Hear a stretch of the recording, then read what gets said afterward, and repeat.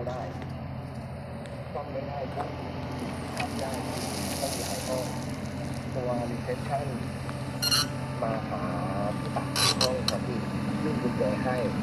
เราบอกว่าเดี๋ยวพี่เดินไปทางด้านขวานะ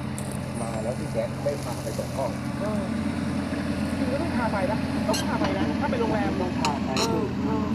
แต่นี้เขาไม่พาครับเขาบอกว่าอยู่ใกล้ๆไม่ไกล